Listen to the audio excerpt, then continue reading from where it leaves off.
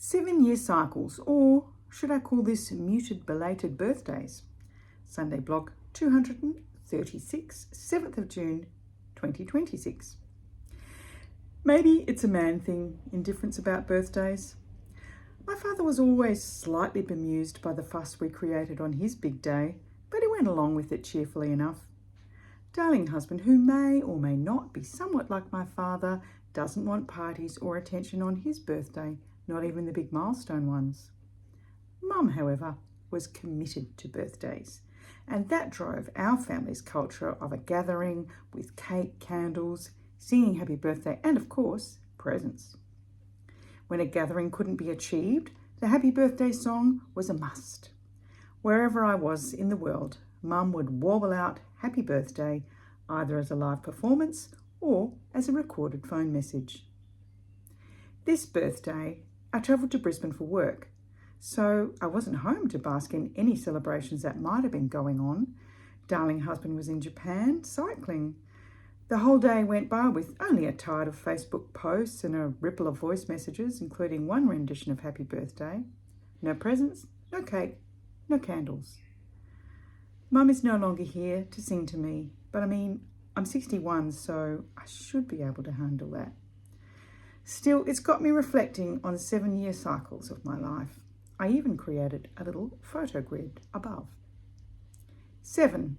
The year I confessed to my Catholic parents that the nun who was teaching me was hitting me. It all came to a head when I wet my pants and had to be taken home to be changed. Mum must have known somehow, even before I told. She didn't let Sister Imelda in the front door. That night, the story tumbled out of me. Dad went to the school the very next day, stood over the diminutive Sister Imelda in the bituminized playground, warned her off ever hitting me again. She never did. I looked pretty happy posing on the beetle anyway. 14. The year I went to Europe with my parents and my sister Gay. We were the two youngest, and it was cheaper to take us than to enrol us in boarding school. In the image, I'm posing in my birthday Ugg boots and padded vest. I bloody love that padded vest. Europe is still several months away. Travelling to Europe from 1979 Perth was like orbiting the moon and looking down on the earth, everything now in its right proportions. The constricted sameness of my Perth life was blasted clean away. I vowed to return to Europe.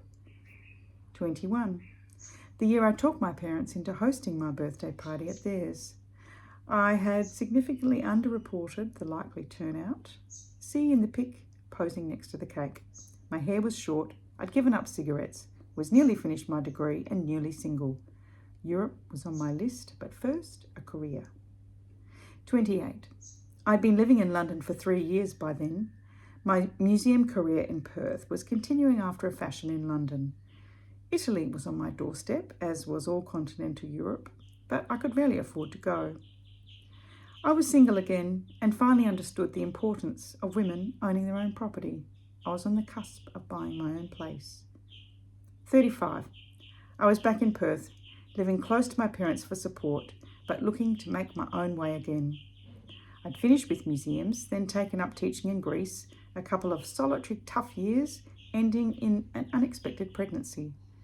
I'd had my daughter back in Perth, but returned to the grand old city of Thessaloniki to see if I could stitch together our Greek-Australian family. I couldn't. I was in the process of selling the London place and buying a home for me and my daughter, looking out for a way to settle down as a solo mama. 42. I'd navigated buying the new home aged 36, met the love of my life, then survived a home invasion 6 months after buying my supposedly forever solo mama home. The love of my life vacillated, wouldn't commit, and by 42, I'd made the break for a new start, back to living near my parents. And then guess what? The love of my life decided to stop distancing, and we agreed to be married. I was well into my new non-profit career by then, museums very distant in the rear vision mirror of my life. 49. I came out finally as an author with a self-published memoir debriefing the home invasion. I quit my first managerial role in a non-profit so I'd be freer to write.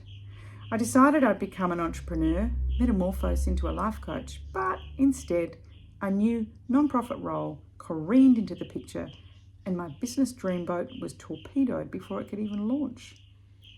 56. 7 years of stewarding the non-profit ran into the concrete wall of COVID-19. How could I realistically remain at the helm of a patient advocacy non-profit and not give a shit about COVID? I couldn't. Nor could I retire. I've bumbled and stumbled into a rhythm of working a little bit, writing much more. Transitioning to retirement, boho style. 63 in 2028. How we change, life streaming away year on year. Let's imagine my 63. Will I still be working? I think so. Will I still be writing? 100%. According to Clarissa Pinkola Estes' Women Who Run with the Wolves, this is a stage of re-evaluating life, prioritising our life's work still to be done. And there's more, so much more. Estes has mapped out 7-year cycles up to 105 and beyond, included in the pic below. And with that, I'm calling it a wrap on the birthday.